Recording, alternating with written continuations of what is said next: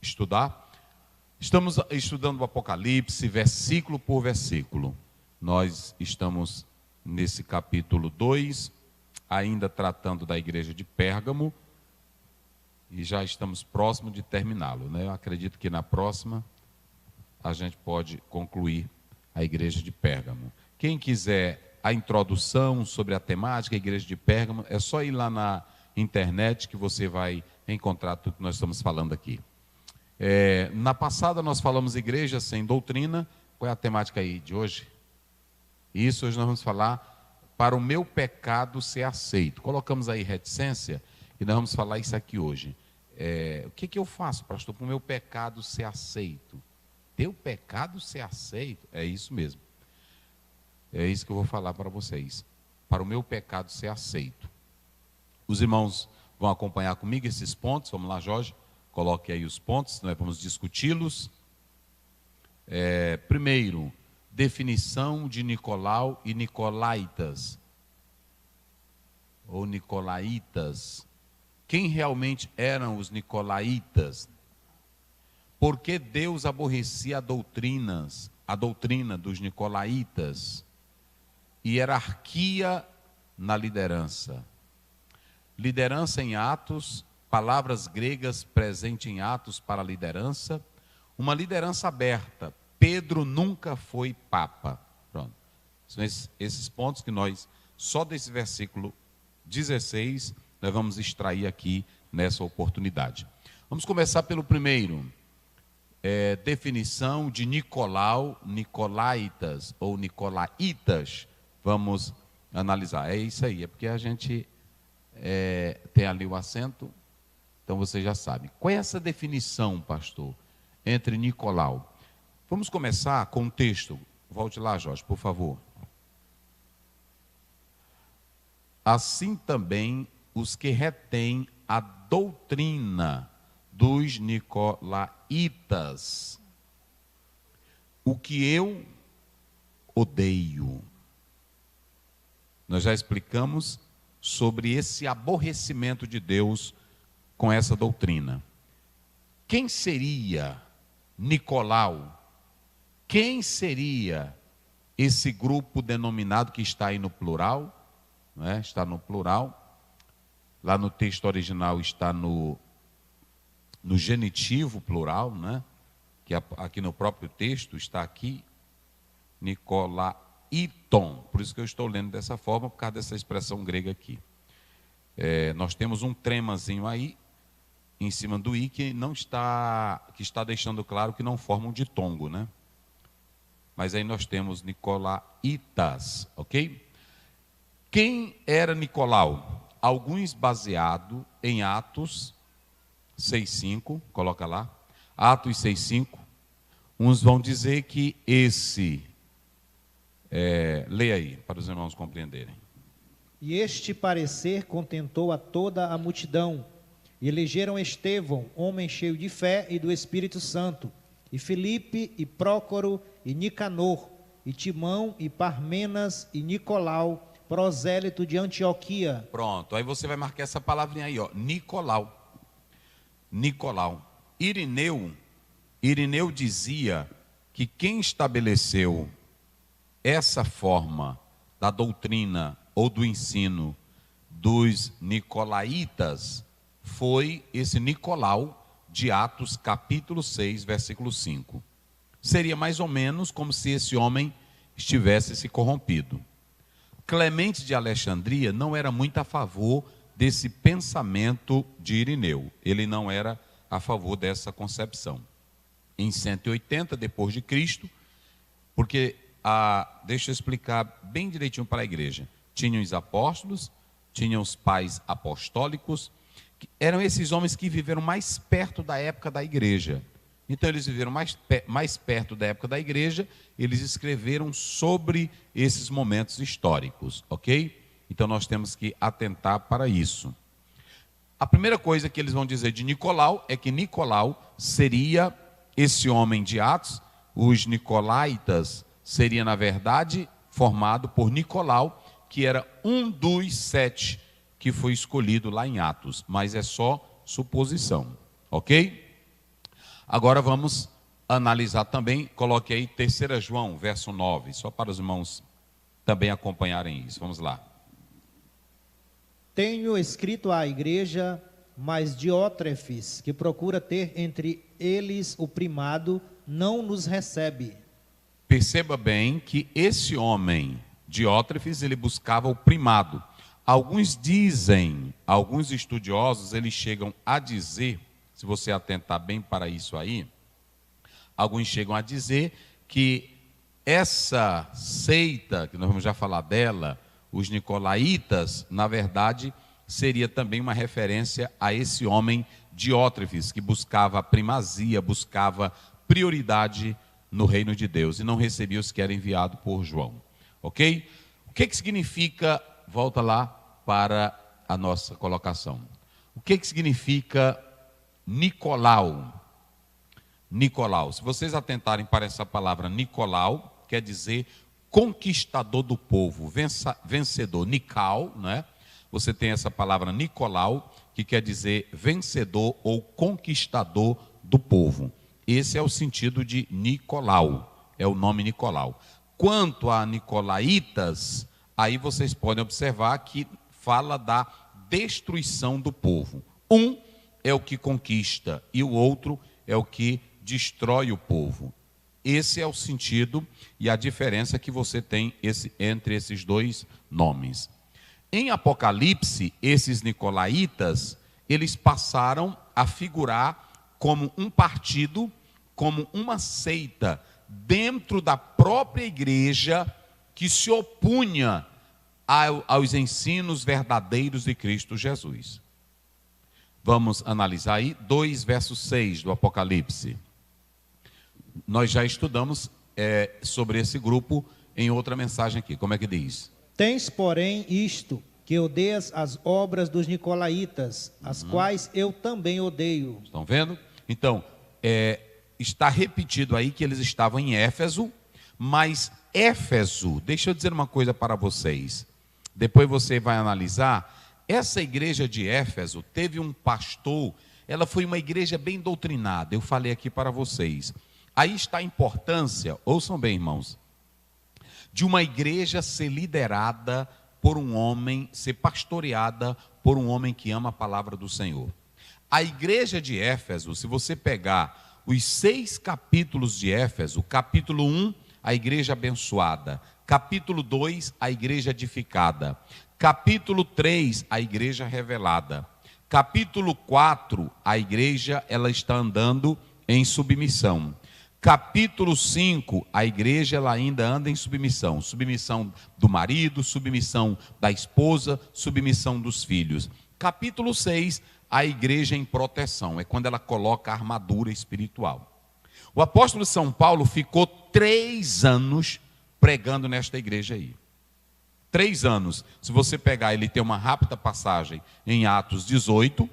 Em Atos 20, você vai ver que ele disse claro, eu com lágrimas, eu fiquei aí durante 3 anos ensinando vocês.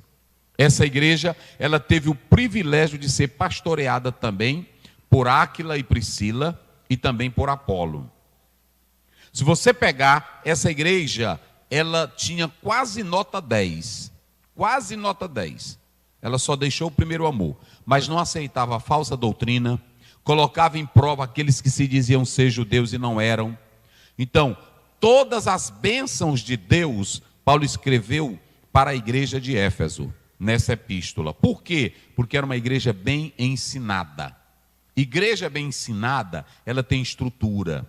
Igreja bem ensinada, pode aparecer no meio dela falsos líderes, falsos ensinos, mas eles vão aborrecer.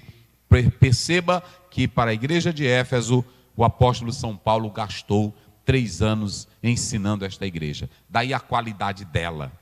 Se vocês analisarem, ela rejeita a doutrina. E a igreja de Pérgamo, semelhantemente, também vai odiar a doutrina dos nicolaítas. Eles vão abandonar. Então você tem a expressão Nicolau, você tem a expressão nicolaítas, e o mais interessante é que quando se fala sobre essa expressão nicolaítas, está se falando de uma seita, de um partido que estava dentro da igreja. Vamos voltar lá para os nossos pontos? Estava dentro da igreja. Então estou dizendo que quem realmente eram os nicolaítas?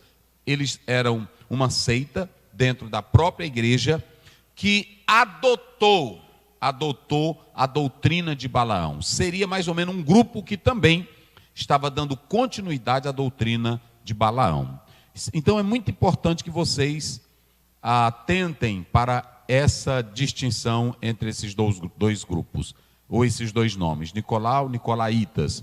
E quem era? Muitos supõem, como eu já falei aqui, que na verdade os nicolaítas eram enganador do povo, eles serviam como pedra de tropeço, e eles eram um grupo que procurava obstruir, que procurava atrapalhar a liberdade de comer coisas sacrificadas aos ídolos e também a fornicação, ok? Então vocês devem atentar para essas questões.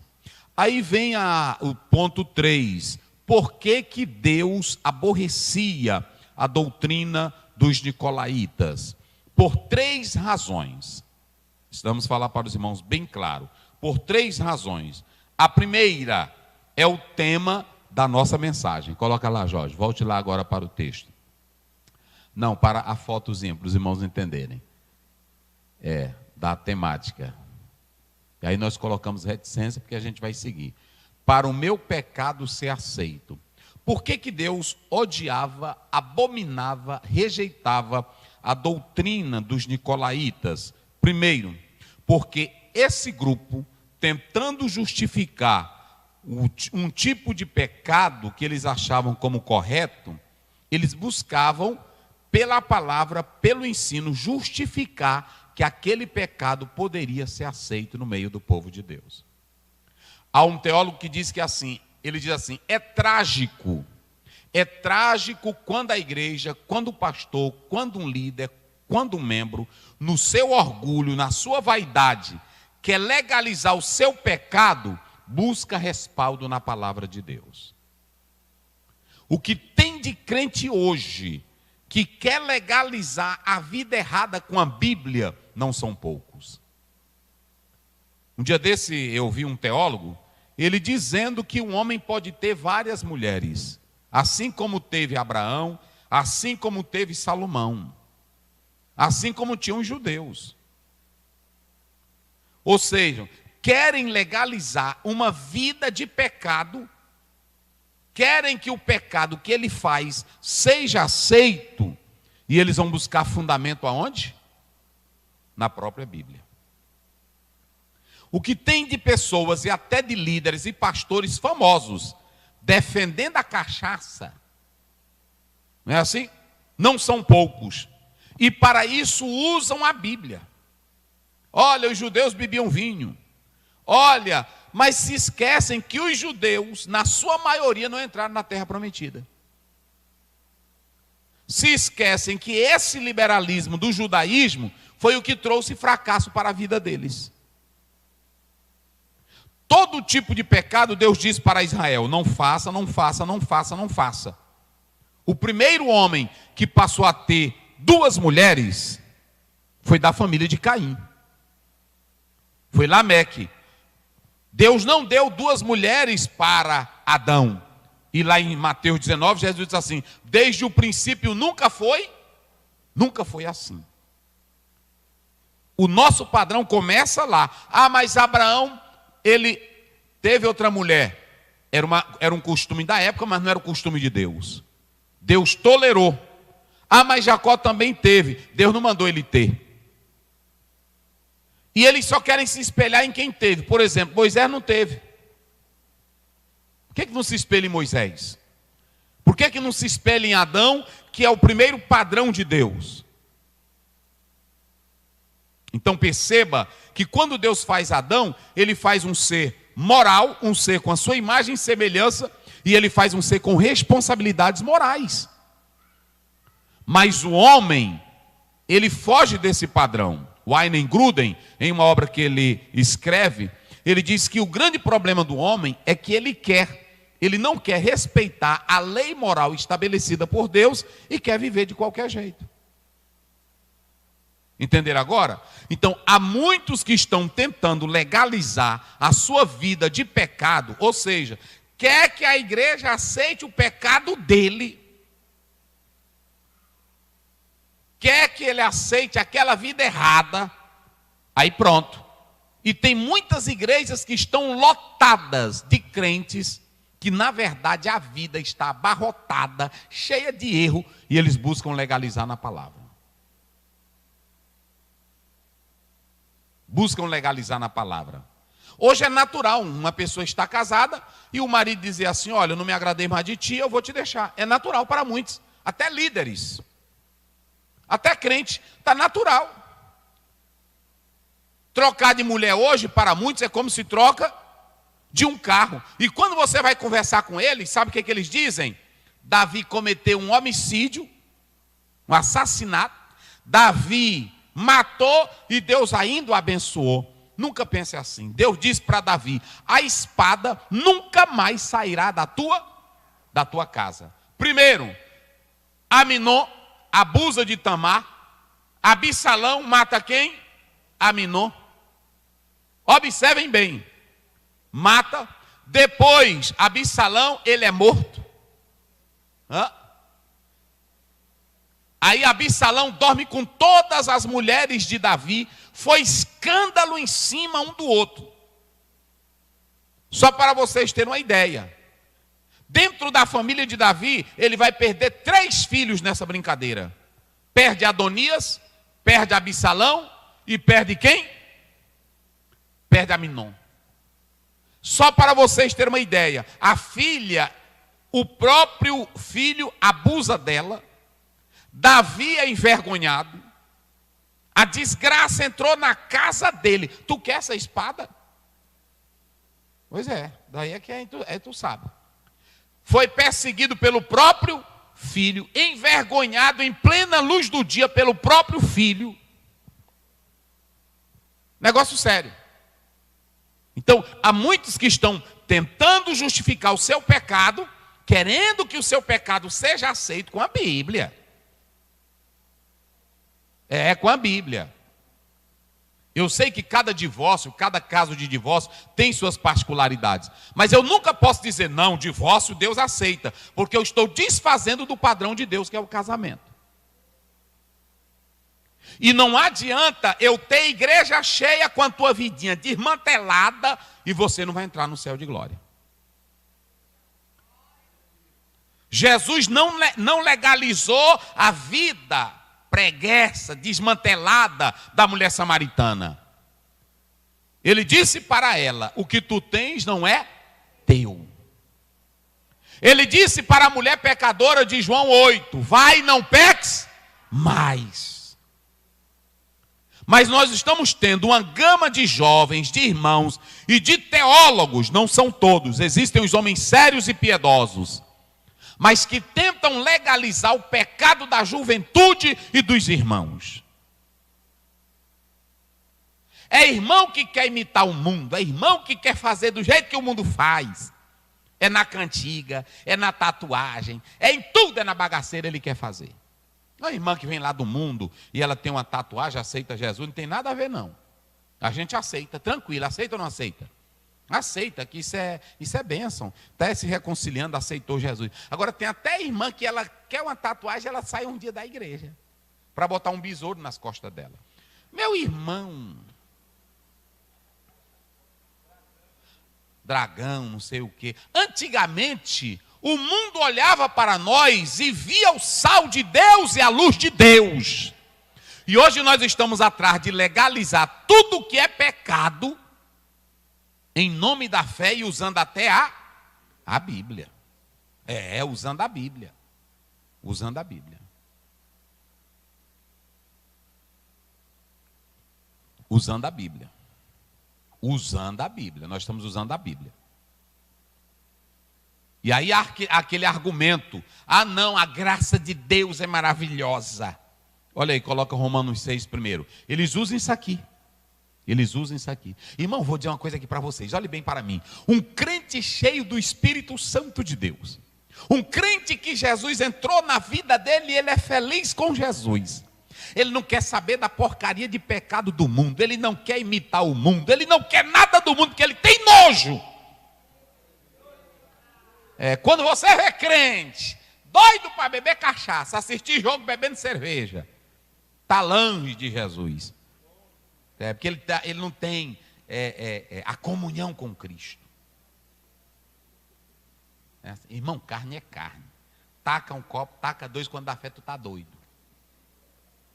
Sei como é isso aí. Olha aí, vamos lá, como é que diz? Que diremos, pois? Permaneceremos no pecado para que a graça abunde? Olha aí. Vai, o verso 2, olha o que Paulo diz. De modo nenhum. Isso. Nós que estamos mortos para o pecado. Ei, para aí, pastor Wagner. Se morreu para o pecado, não quer mais pecado. Eita, glória a Deus. Quando tu morre para o pecado, tu fica como Zaqueu dentro de casa. Está lá em Lucas 19.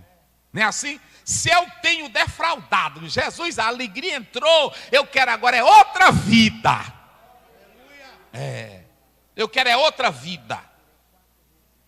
Esse negócio de crente andar todo desmantelado e querer Bíblia para legalizar pecado. Não. Muita coisa. Tinha uma pessoa aqui que ele ruim para a mulher, ruim para a mulher, a cabra ruim. E aí pronto, e aí estava traindo ela. Aí lá a mulher disse, eu não vou te querer mais não. Quando ele viu que a irmã não queria mais, que ela tinha um outro cara já olhando para ela, aí ele veio aqui onde eu. Pastora, a minha esposa, ela não me quer mais. E a minha Bíblia diz que a mulher que deixa o marido e casa com outro comete adultério. Eu disse, mas que malandragem desse cara. Vocês estão entendendo? Ele estava ruim para ela, traindo ela, pensando que não tinha pessoa que queria a mulher dele. Na hora que o outro botou o olho nela, que ela se assanhou, porque a mulher, o cara não olha para ela, o marido não dá as horas. Aí o outro começou, rapaz, tua mulher é bonita. Aí ela começou a gostar também. Aí ela disse para ele, não te quero mais não. Aí lá vem ele enquanto estava em pecado, ele nunca olhou para o que a Bíblia dizia do pecado dele. Mas na hora que ela disse que não queria mais, aí ele largou a outra e veio. A Bíblia diz, pastor. E olha, meu Deus do céu. Aquele que deixa e casa com outro comete? Aí pronto, eu disse, irmã, ele está dizendo aqui. Aí ela disse, pastor. Mas ele não se lembra quando ele estava adulterando. Quero mais não, pastor. Eu disse, irmão.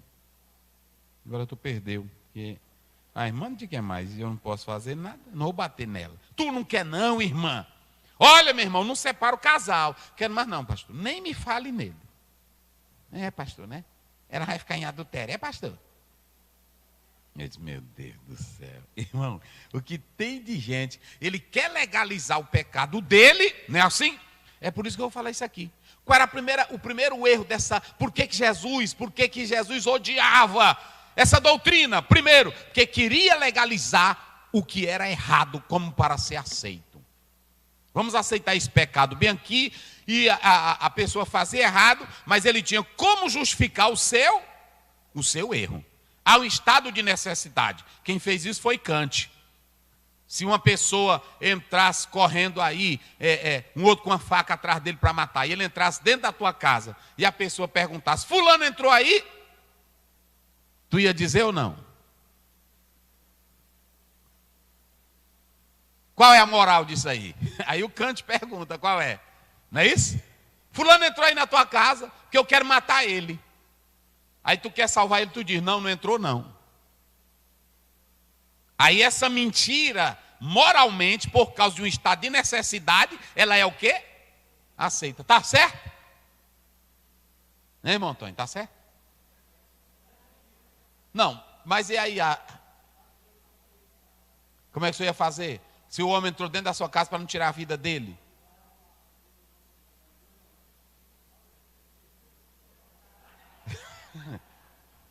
Não, o correto é dizer assim, olha, está aqui, mas aqui dentro da minha casa o senhor não entra. Entenderam como é as coisas? Ele está aqui dentro da minha casa, mas aqui dentro da minha casa o senhor não entra. Se o senhor, olha, você tem rixa com ele lá, agora ele entrou aqui dentro da minha casa. Aí pronto, então você está defendendo a verdade. Agora, meia verdade, mentira para encobrir erro, não é de Deus. É que nem um marido que devia todo mundo na cidade, e aí ele acertava mais a mulher. O pessoal vinha cobrar ele, aí ele dizia para ela: minha velha, diga que eu não estou. Ela disse: eu sou crente, e eu vou dizer que tu está aqui dentro de casa. Aí ele disse: não, mas tu não bota. Ela disse: eu não vou mentir. Ele disse: pois eu tenho um segredo para tu me ajudar. Ela: diga, tu usa uma blusa que tem casa de botão. Aí quando o cobrador chegar, aí ele perguntar: fulano está aí na casa? Aí tu bota assim, ó, nessa casa ele não está. Entendeu? Ei? Irmão, mentiroso, enrolão, eles têm tudo para justificar. Aí pronto, aí o homem chegava e ela: ei, fulano está aí? Não, nessa casa ele não. Ela estava correta? Estava errada do mesmo jeito. Então tem muita gente, irmão, que justifica o pecado para que ele seja aceito, para que ele seja tolerável.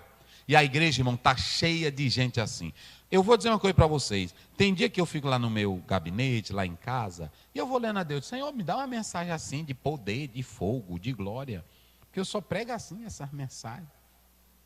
Aí Deus diz assim: já tem um bocado que está com isso, e o meu povo está se contaminando a cada dia. Continua com a minha verdade, e quem quiser ser crente é desse jeito aqui. Não é assim? Tem muitos que estão pulando na gritaria, mas é desse jeito, quer justificar, que, olha, é jovem saindo aqui da igreja, é jovem saindo de outros ministérios, sabe para quê? Que é o seguinte: peca bem aqui, adultera bem aqui, e fica grávido bem aqui, perde um menino, e aí justifica o erro em nome de um amor. Qual foi o teólogo que eu li agora falando sobre isso? Em nome de um amor que não vê pecado. Porque eu pergunto: Jesus nos amou, sim ou não? Mas ele nos amou como coitadinho ou porque viu o nosso pecado? Ele viu o nosso e ele morreu para pagar pelos nossos pecados. Então tem que ter pagamento. Agora, como é que eu vou viver esse amor romântico, bem pintadinho, quando eu estou no erro, na mentira, na prostituição, no pecado? É negócio sério. É negócio sério. Então, primeiro erro: Deus abomina essa doutrina porque tentava justificar um tipo de pecado como se ele fosse certo, como se ele fosse legal. Hoje, irmão, o Brasil e o mundo não funciona bem porque tem muita gente justificando pecado, crime e erro como se fosse uma coisa normal. E sabe qual é o discurso? Todo mundo é falho, todo mundo erra. E aí entra o velho ditado do livro de Maquiavel, não é assim? Os fins justificam os meios. Não importa o que eu faço, o que importa é que deu certo. O que importa é que eu cheguei no poder. Não importa se eu matei, não importa se eu pisei, não importa se eu roubei, o que importa é que eu estou aqui, eu sou grande. E esses ensinos, eles vão declarar para uma geração que não importa, você pode matar, pode adulterar, você pode fazer o que quiser. Perguntaram uma vez para o técnico, eu me esqueci o nome dele, da Argentina. Uma pessoa chegou e disse assim: você vai escalar o Maradona para ser o capitão do time? Ele disse: vou. Mas ele é briguento, ele não é exemplo para as crianças, ele não é exemplo de homem. Aí sabe o que foi que o técnico disse para ele? Para mim não importa, o que eu quero é gol. Então pronto. Para mim não importa. Para a sociedade hoje não importa, não importa, o que importa é a tua felicidade. Aí tu pode destruir a vida de uma mulher, pode destruir a vida de um homem, aí tu pode, fulano bebeu veneno e morreu, não importa, eu não mandei ele se matar. É assim ou não é o mundo sem Deus? É desse jeito, é o mundo de Nietzsche.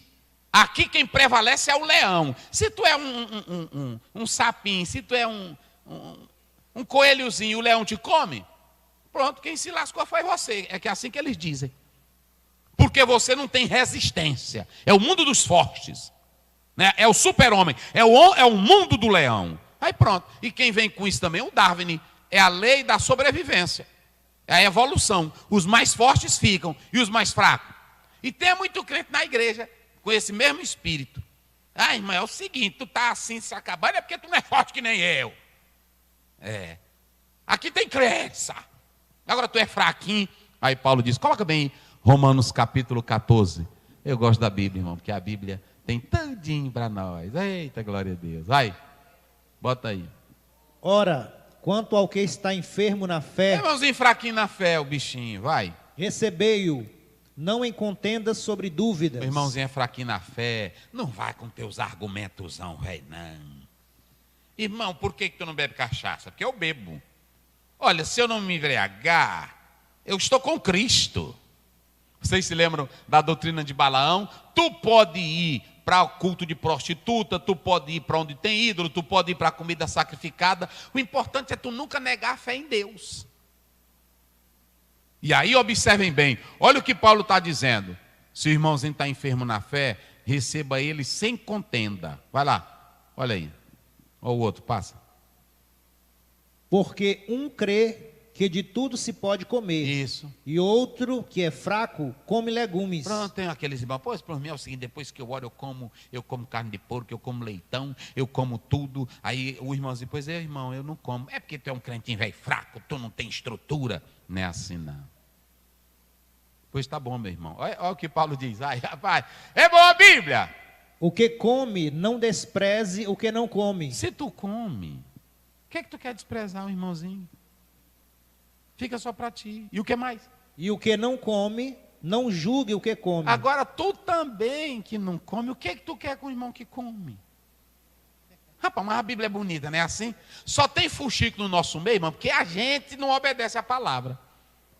Se tu acha que tu é fortão, fica só para tu. Agora o irmãozinho é fraco, respeite ele, ajude ele. Não é assim? Ajude ele. É por isso que eu não perco tempo debatendo com o crente, não, irmão. Tem irmão que me faz pergunta e eu lá vou, tá com as explicações. Não, a crença é isso aqui. É pronto. A pessoa acha que está certo, eu deixo ele para lá. Eu mostro a verdade, não quer? Pronto, eu não vou brigar não. Vai, bota aí. Porque Deus recebe. Por seu. E vai, pode esse último aí, para a gente finalizar aqui. Como é que diz? Quem és tu? Quem é tu? Que julgas o servo alheio? Quem é tu para andar julgando os outros? Me diz, porque tu não valia nada e Jesus te salvou?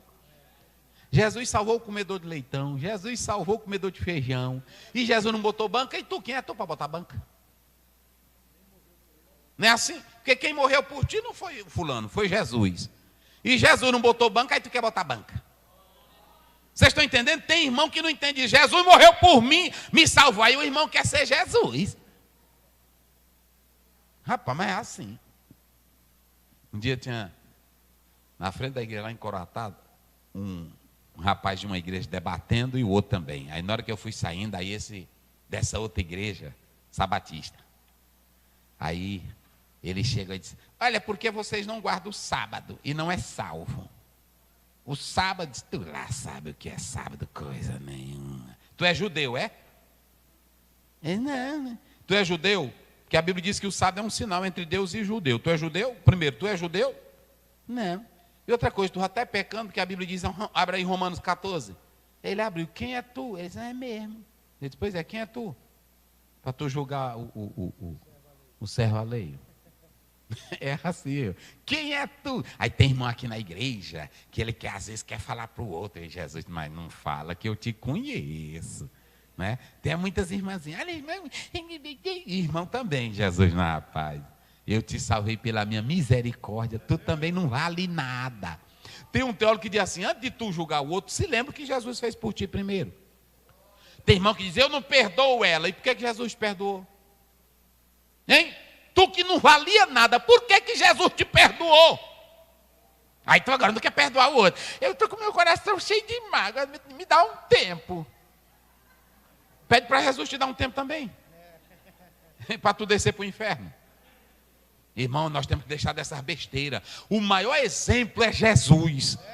Ele deu prova do seu amor para conosco. Romanos 5,8. Ele morreu por nós, sendo nós ainda pecadores. Quem glorifica a Deus? Glória a Deus. Eita, irmão, Jesus me amou e te amou quando nós não valíamos nada. Aí agora quem é tu, irmão? É por isso que eu não piso em crente. É que nem o irmão pregando. Aí ele disse lá, irmão, tu agora fumou um cigarro? O dirigente perguntou para ele. Fumei, então, mas crente não. Disse, quanto é um cigarro naquela época? Era assim, era 10 centavos. Aí ele disse, não, pensei que tu tivesse fumado na carteira. Uma alma vale mais do que o mundo inteiro.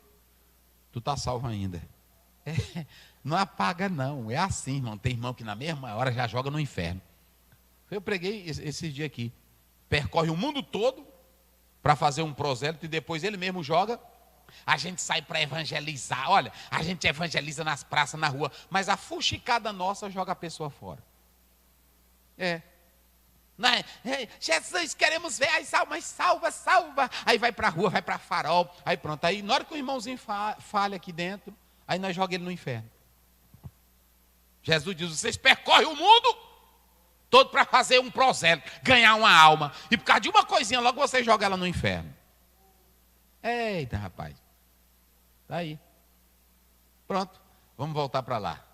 Então, o segundo erro dessa doutrina de Balaão era que a heresia deles, eles promoviam um liberalismo para as práticas pagãs. Olha, irmão. O liberalismo, ou seja, tu pode andar em festa, tu pode beber, tu pode fazer como o mundo faz, tu pode ir para culto de prostituto e prostituta, lá tu pode se acabar, se desgraçar. Agora, o importante é tu não negar a fé. Tu não negou Deus, pronto, tu está salvo. Olha essa doutrina diabólica. Primeiro, legalizava o pecado como se ele fosse certo. Segundo, promovia um tipo de liberalismo para o pecado, para a sensualidade, para a miséria. Esse é o segundo erro dessa doutrina que Deus abomina. E qual era o terceiro erro, pastor? Esse aqui é pesado. É a partir de agora que surge a ideia da hierarquia dentro da igreja, a hierarquia papal romana. Tem gente que diz assim, eu não vou ser da igreja, porque é o seguinte, a primeira igreja que teve foi a igreja de fulano de tal. A primeira igreja que teve, irmão, foi Israel. Foi Israel. O primeiro povo chamado por Deus foi Israel para levar o seu nome. O segundo foi a igreja que é de gentil, que é de todo mundo. Só que a igreja, nos dias de Cristo, após 50 anos depois da morte de Cristo, a igreja já começou a se poluir. Não tinha negócio de purgatório na igreja, não tinha esse negócio de hierarquia papal, não tinha esse negócio de cargo, não tinha nada disso. A igreja começou a se desviar dos padrões de Deus. Não tinha hierarquia. Pastor Aziel, e como é isso? Eu já vou falar para vocês. Não tinha hierarquia. Vamos ver bem aí Atos. Vou mostrar para vocês Atos 1. Rapaz, irmão, a Bíblia, pensa na coisa boa. Verso 14. Começa aí pelo 12, é melhor pelo 12. Vai lá, pastor, vai. Então voltaram para Jerusalém, Isso. do monte chamado das Oliveiras, o qual está perto de Jerusalém, Sim. à distância do caminho de um sábado. Uhum. E entrando subiram ao cenáculo, Isso. onde habitavam Pedro e Para Tiago. aí, é aqui que você precisa entender. Eles voltaram depois que Jesus foi assunto aos céus, voltaram para Jerusalém esperar a promessa do batismo com o Espírito Santo. E eles foram orar na casa de Maria, no cenáculo. Quem estava lá? Pedro, Tiago, João, André, Filipe, Tomé, Bartolomeu, Mateus, Tiago, filho de Alfeu, Simão o Zelote e Judas, irmão de Tiago. Vai. Todos estes perseveraram unanimemente em oração e súplicas com as mulheres e Maria, mãe de Jesus, e com seus irmãos. Quem era que estava com eles lá? As mulheres. Maria, mãe de Jesus. E Maria, Mãe de Jesus. nesse texto aí, Maria estava sendo adorada? Não. Ela estava fazendo o que juntamente com eles? Orando. Orando a Deus. Não havia adoração de Maria. E nós sabemos que Maria foi um instrumento de Deus, usada por Deus, virgem, santa. Agora, aqui a própria Bíblia está dizendo que ela não foi adorada. Adorada. E só para vocês terem uma ideia, aí nesse momento, para a escolha de alguém que era para assumir o lugar de Judas, quem foi que teve a fala? Foi Maria ou foi Pedro? Por que não teria Maria, se ela era maior? Porque Maria, ela teve o privilégio, ela disse assim: eis aqui a serva do, cumpra-se em mim segundo a tua vontade. Nós respeitamos Maria do jeito que os católicos respeitam.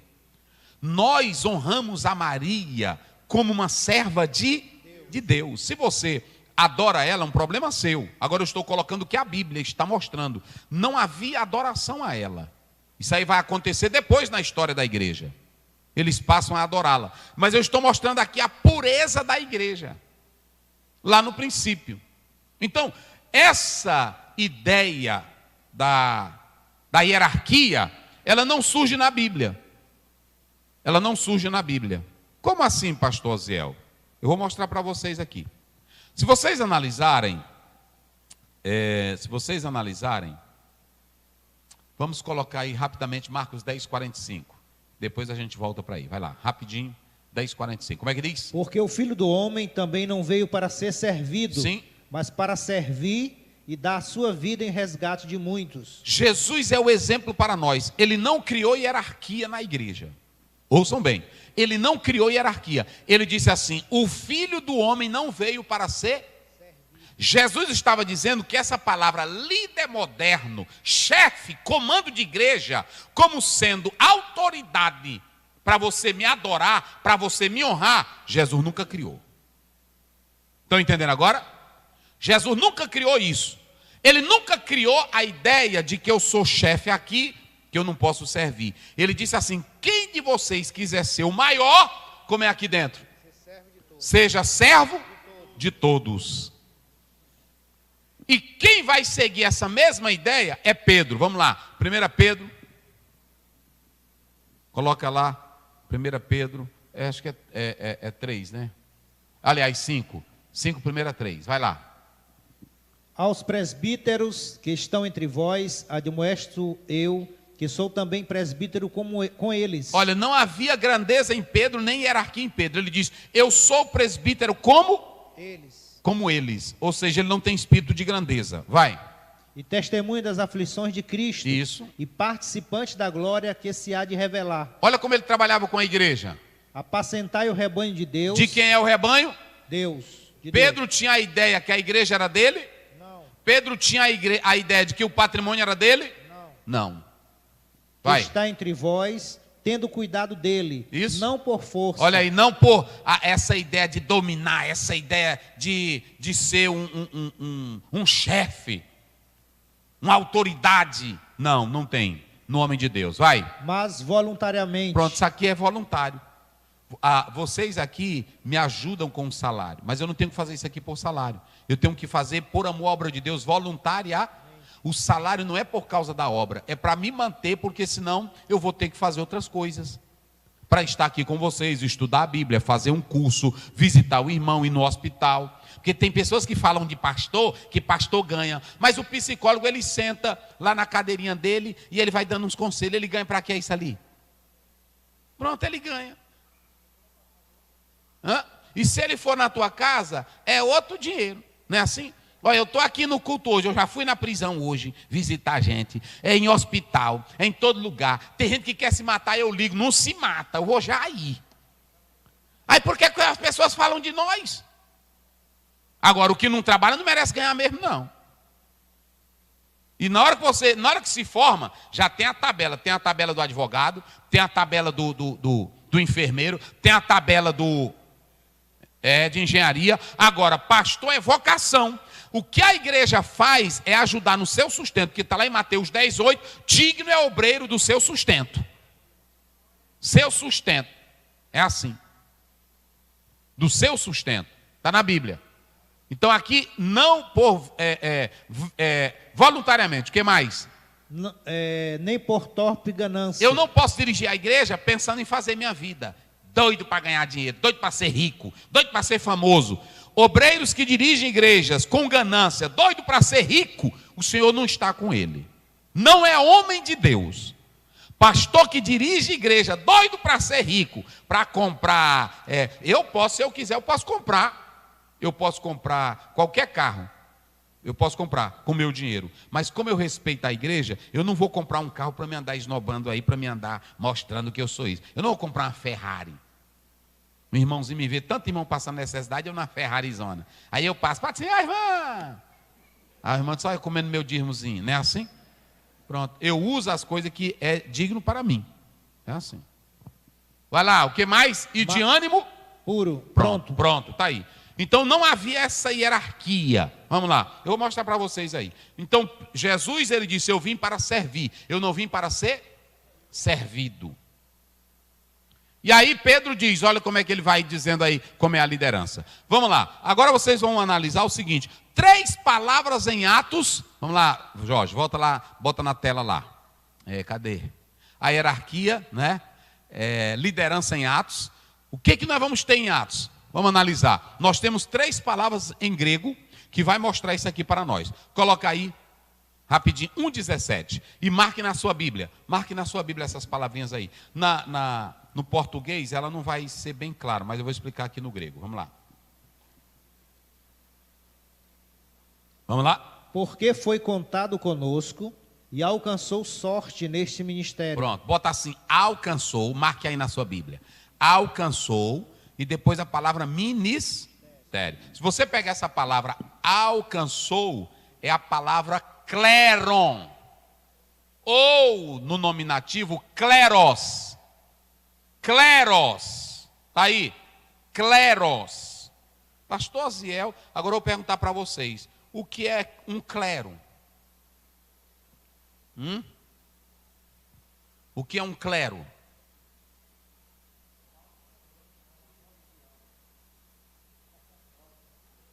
É um colegiado, é um sacerdócio, é um comando de líderes. Preste bem atenção. Olha o que a Bíblia diz.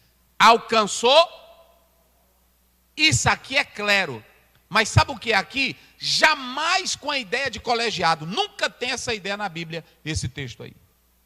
De comando no sentido de ter a hierarquia. Não tem isso. Esse clero aí, que é a palavra porção, a pessoa pegava um cesto, pegava um fragmentozinho de uma louça de barro ou de madeira, aí pegava o nome da pessoa que era escolhida, colocava o nome dela e lançava a sorte. Se o nome saísse, dizia, alcançou entre nós uma porção. Entenderam agora o que é clero na Bíblia?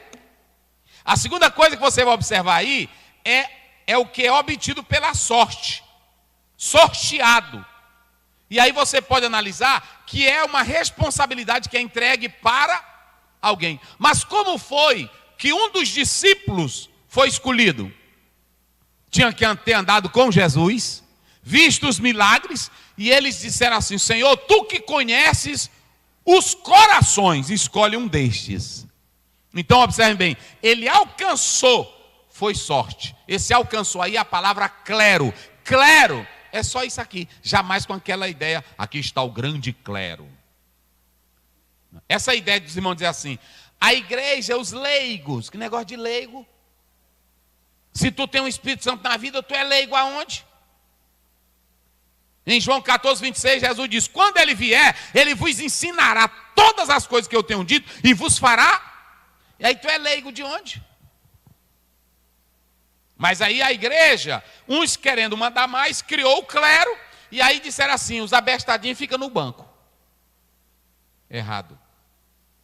Eu estou aqui, agora vem lá. Pastor Zé, e o senhor está dizendo aí, o senhor não é pastor? Sim. Agora onde é que vocês vão me respeitar? Onde é que vocês vão me honrar? Se você sabe que essa obra é de Deus, você vai me honrar, porque você sabe assim, Deus escolheu pela porção dele, esse homem, para estar entre nós, trazendo a palavra de Deus.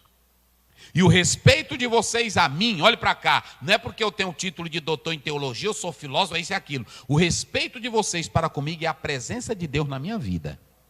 É o dirigir com caráter a obra de Deus. Porque tem muitos que estão aqui querendo respeito, sem caráter, sem exemplo, sem vida. Então não é o cargo, nem o título, nem essa posição aqui que me dá autoridade pastoral. O que me dá autoridade pastoral é a minha comunhão com Deus. A autoridade pastoral dos discípulos é porque assim, eles andaram com Jesus, o Nazareno. Há muitos que podem ter o cargo e não têm o dom e nem têm a autoridade de Deus para estar aqui. É por isso que a Bíblia diz em Efésios 4:11, a uns pôs Deus na igreja. Todos vocês aqui são ungidos, todos vocês aqui têm poder de Deus. Agora, tem a liderança que Deus escolhe para estar à frente da obra do Senhor. Agora, o líder que está aqui, ele nunca deve pensar que ele é maior do que vocês. Ele deve saber que foi um privilégio de Deus escolher dentre vocês para estar aqui dirigindo o trabalho do Senhor. Então, quando a Bíblia diz que quando o povo olhou para Josué, eles disseram assim, está lá em Josué 1, me parece que é do 17 em diante. Aí eles disseram assim, Josué, nós só queremos uma coisa, não importa se tu é novo, não importa se tu era servo de Moisés, não importa se tu não tens a cultura de Moisés. Uma coisa te pedimos, assim como Deus foi com Moisés, que ele também seja contigo. É só isso que a igreja deve pedir. Nós queremos é Deus na vida do nosso pastor. Olha aí, eita rapaz, olha aí como é bom ler a Bíblia. Como é que diz? Como em tudo ouvimos a Moisés, em tudo nós ouvimos Moisés, assim te ouviremos a ti. Nós vamos te ouvir, vai. Tão somente que o Senhor teu Deus seja contigo, como foi com Moisés. Aí é que está a autoridade pastoral. É quando a igreja vê Deus na vida do pastor. É assim. Tem um bocado de gente aí brincando de ser pastor, todo barbudinho, todo cheio de coisinha, pronto, uma hora muda, uma hora tá de camisetinha, musculosozinho. Tem muita coisa aí, meus irmãos. Vou logo dizer para vocês. Quem quiser se zangar, se zanga, mas agora a verdade é essa aí. Homem de Deus é homem de Deus. Você vê no caráter, você vê no tratamento, você vê na fala, você vê na postura, você vê na mansidão dele, você vê no fruto do Espírito. Não é assim, meus irmãos? Tem pastor aí que é na brincadeira que tu acha bom, porque ele é um palhacinho para tu, para estar com uma gracinha. Nosso pastor é legal. Encobre teu pecado. Não é assim? Já tem 4, 5 mulheres no casamento. É legal. Vai, irmão, a pessoa tem que ver isso aí. Vamos voltar para lá, Jorge, que eu vou encerrar aqui agora. Eita, rapaz, é coisa. A primeira palavra vocês já pegaram, é a palavra possam, que é a palavra o quê? Clero, mas clero não tem nada a ver com o que a igreja criou. Não havia clero na igreja primitiva. Entenderam? Havia homens escolhidos pela autoridade de Cristo, que a igreja respeitava pela autoridade de Deus na vida dele. Mas não tinha esse negócio de clero. Tem nada a ver. E eu vou mostrar isso já para vocês. A outra palavra é a que segue lá. Volta lá, Jorge. É a palavra ministério, não é assim?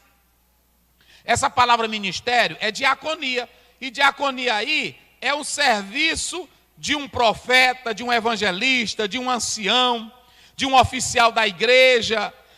Essa palavra aí é para distribuir alimento para os pobres, é o diácono, é o serviço de um garçom.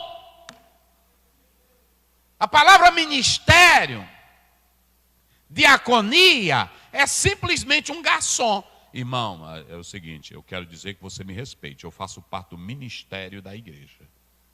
Ele pensa que é aquele ministério lá de Brasília. Lá da Esplanada, eu sou ministro. Ministro aqui é quem lava banco na igreja. Ministro aqui é quem pega a sacolinha para entregar comida para os pobres. Ministro aqui é que vai para a lama, mas os irmãos. É assim, eu estou vestido bem aqui de terno. Esse irmão pastor, embora bem ali, na mesma hora. Pronto, não tem besteira não.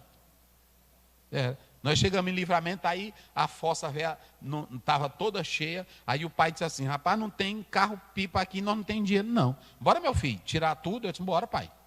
Aí pronto, ele arrancou a tampa, e aí ele disse, bora, bota essa roupa velha aqui, tu vai tirando tudo, e aí eu pulei, fui tirando, e tirei tudo mais ele e pronto. Limpamos, deixamos limpinha. Depois ele pegou e disse, joga essa criolina em tu aqui, te banho com criolina. E aí eu me banhei com criolina, mas secamos todinha, e eu estou vivo aqui. Eu estou vivinho. Tem ministro, né?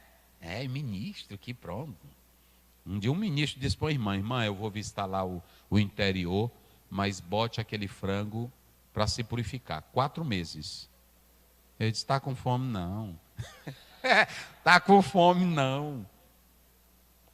Ei, meus irmãos, negócio sério. Ministério aí não tem nada a ver com esses ministériozão. Olha, irmão, vou dizer uma coisa. Hoje tem muito problema na igreja, porque tem irmão também que diz assim, eu sou parte do ministério. Ele não evangeliza, não canta, não contribui, não faz nada, mas na reunião ele está aqui para dar pitaco. Porque é do ministério. Vai. E a outra palavra é ouvinte, pastor Wagner. Vamos lá. Ó, ouvinte, é o que diz aí. Porque no livro... É ouvinte? É, isso. Porque no livro dos Salmos está escrito: fique deserta a sua habitação, Isso. e não haja quem nela habite, e tome outro o seu bispado. E tome outro o seu, talvez na sua Bíblia tenha assim, ó, e tome outro o seu encargo. Não sei se está assim na sua Bíblia aí. Quem tem aí assim? Encargo. Olha ali, encargo. Está vendo? Essa palavra encargo está bem aqui no texto original. Olha aí, episcopen. Episcopen tem vários sentidos para essa palavra, mas ela é composta. Ep é uma preposição. Se você pegar ep, é uma preposição sobre, em cima, perto de, perante. Agora, escopo é olhar, é vigiar, é ser um sentinela, é guardar. Pode se referir a um vigilante, a alguém que visita um doente, leva em consideração, é um responsável por alguma coisa. Então, essa palavra bispado não tem nada a ver com essa ideia que muitos colocam, até quando eu falar que tem gente que acha ruim. O bispo, chegou o bispo. Aí os irmãos ficam até com medo. O bispo. Nenhum homem de Deus na Bíblia tinha essa visão. Então, pegaram aí as 3 palavras. Qual é a primeira palavra? Porção. Qual é a segunda? Ministério. E qual é a terceira? Pronto. Que é bispado ou encargo. Vocês viram que não tem nada de hierarquia nelas? Nadinha.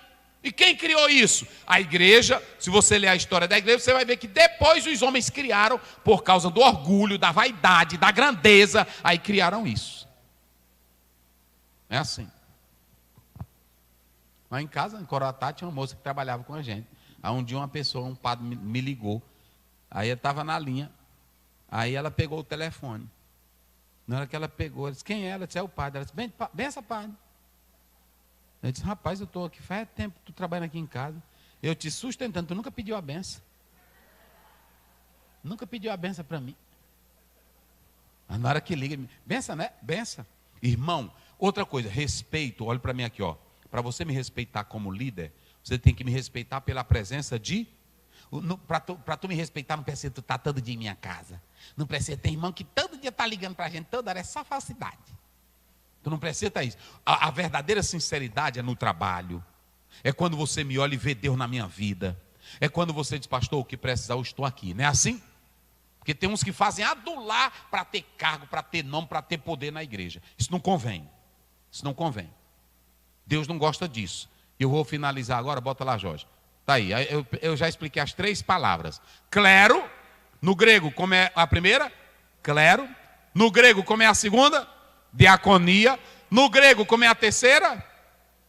Episcopen. Pronto. Mas nenhuma dessas palavras tem o sentido. Tinha aqui terça-feira uma pessoa, e eu preguei, aí ele disse aqui, eu estava, né, na hora? Ele disse assim, pastor, o senhor pregou ali. Aí eu disse, rapaz, não te apresentei. Fez até bem que o senhor falou em apóstolo, eu sou em apóstolo. Ele disse, eu estou brincando, pastor. Eu sei que o senhor está pregando a verdade. Mas eu gosto de gente assim. Eu sei que o senhor está pregando a verdade. Bora lá em casa comer um negocinho esses dias. Eu disse, na hora. Eu vou lá, bispo. Ajeitar. Pois é. Porque tem gente, irmão. E se tu disser assim, se a pessoa disser assim, bispo Osiel, não vou me zangar, não.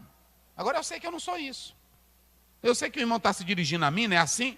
É só para uma questão de honra, assim, de palavra, de tratamento, que é um termo de tratamento. Agora, para me achar, olha, você me respeita, me respeita. Eu sou bispo. Aí é assim. Uma irmã lá em Lago da Pedra agora, irmão Didi, que eu tinha esse apelido. Irmão Didi, não é assim que eles chamam direto. Aí eu disse, olha, irmã, me respeite. Pastor Osiel. Não, irmão, eu sei que Deus me chamou para cá, não é o nome que vai me fazer diferente. É a essência do que está em mim. Pronto. E aí ela me conhecia daquele jeito, não era assim? Ela me conhecia daquele jeito. Ela disse, ô pastor, me perdoe. Claro que o tratamento hierárquico dessa função é importante. Pastor, auxiliar, só para uma questão de ordem no trabalho, mas não para questão de título, nada disso. Eu finalizo com essa daqui, vamos lá. Aí pronto, expliquei tudo aí, a última, cadê a última aqui? Pronto, a igreja, ela tinha uma liderança aberta, não era liderança fechada. Tem líder que ele não abre para nada, a liderança dele é fechada. É aquele líder que só quem prega na igreja dele são os irmãos de lá, só quem canta é os irmãos de lá. Só ele é quem sabe. Eu tenho os melhores cantores, eu tenho os melhores pregadores. Isso é idolatria. É idolatria. Paulo não fundou a igreja de Roma.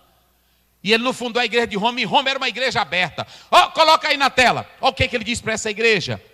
Romanos 1:12. Lê aí, rapidinho. Liderança aberta. Era assim que a igreja era. Vai. Isto é, para que juntamente convosco eu seja consolado pela fé mútua, Isso. assim vossa como minha. Pronto. Coloca o 11, bota o 11, é bom do 11. Porque desejo ver-vos para vos comunicar algum dom espiritual. Eu quero ir aí para comunicar o dom espiritual que está em mim. Quem era que estava falando? Vamos, igreja, diga só quem tem boca. Quem era que estava falando? Paulo. Eu tenho um dom e eu quero aí comunicar esse dom, a fim de que sejais confortado. Eu vou falar para vocês ser confortado. Ele, vírgula, olha o que ele diz agora, vai. Isto é, para que juntamente convosco... Meus irmãos, eu errei bem aqui, não é só... Eita, irmão, acho linda a Bíblia. Eu errei bem aqui, meus irmãos, me perdoem. Não é só vocês serem confortados. Eu também vou aí, porque eu sei que cada um de vocês tem também o dom do Espírito Santo na vida. Eita, rapaz, coisa boa é a Bíblia. E aí vai ser mútuo, é eu falando daqui e vocês também contando a experiência de vocês. É assim, irmão. Olha como é linda a Bíblia.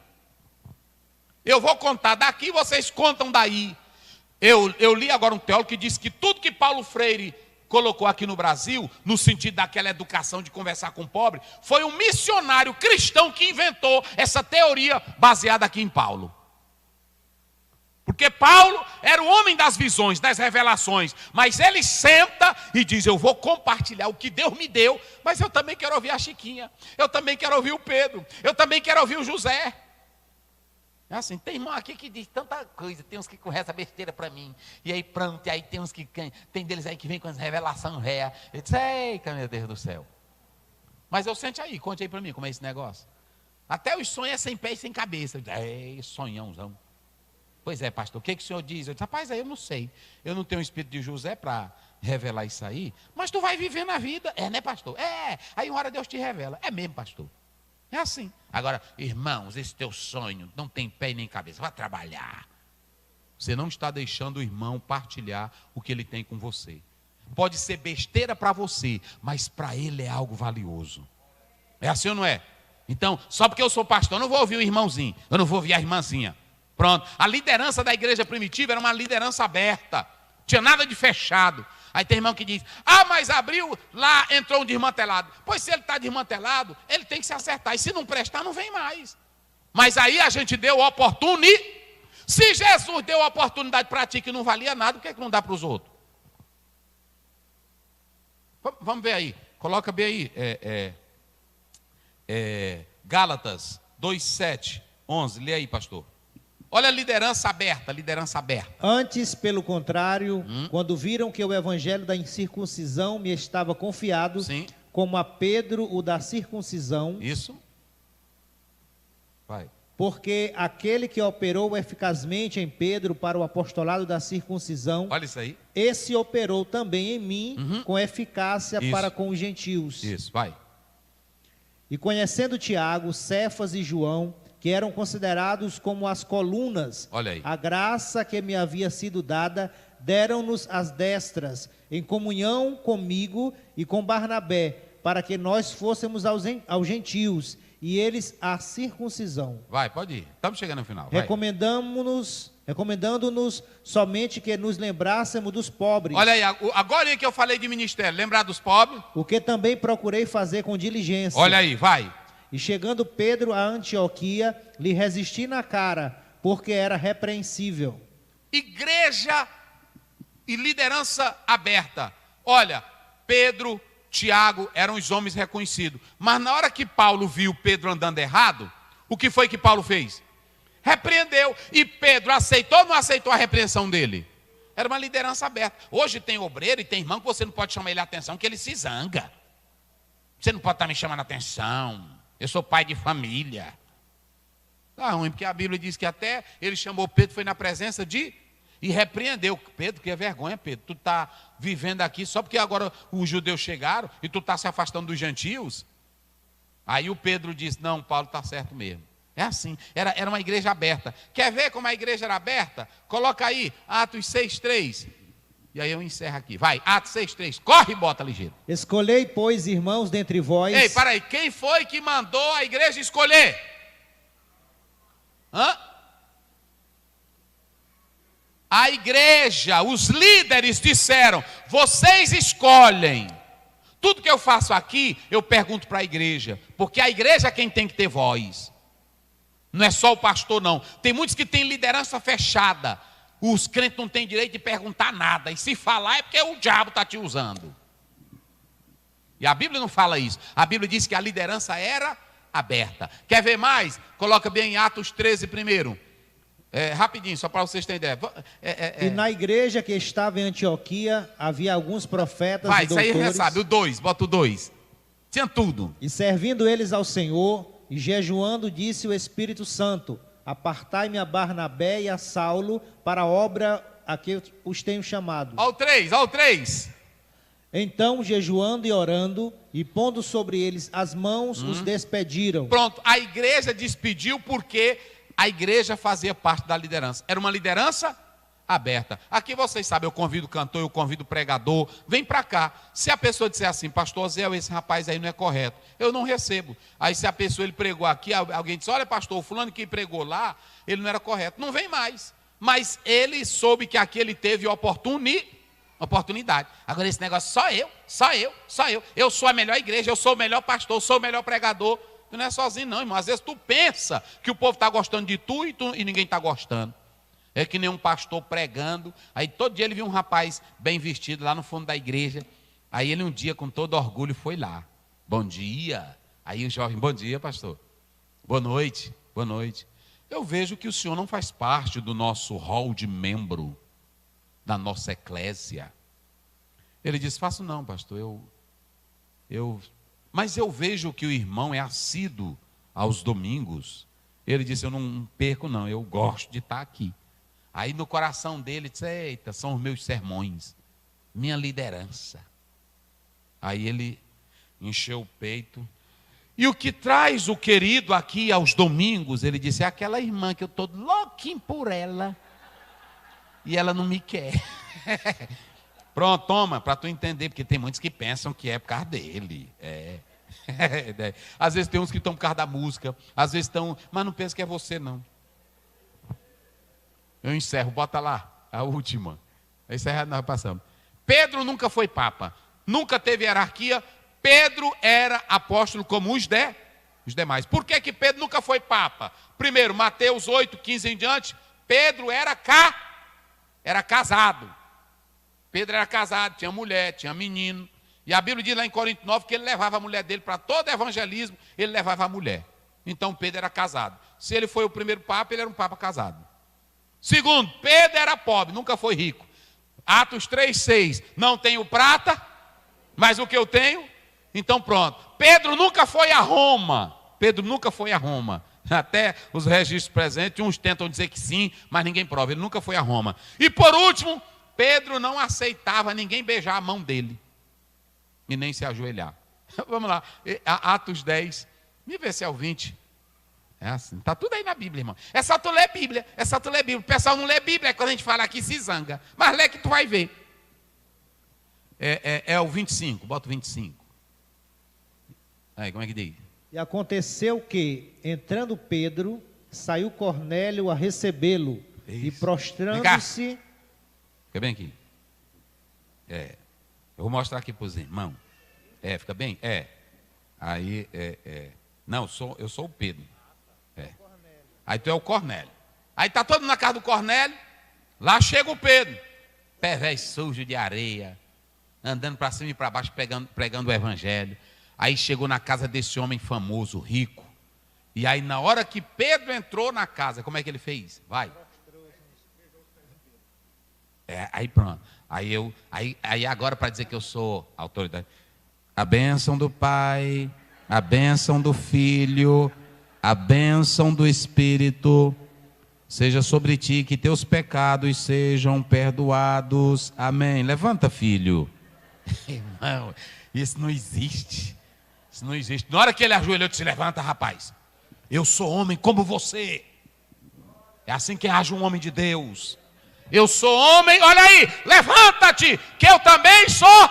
Eu não sou Deus. Deus só tem um que está lá em cima. Eita, rapaz. Aí pronto. Medita na tua Bíbliazinha.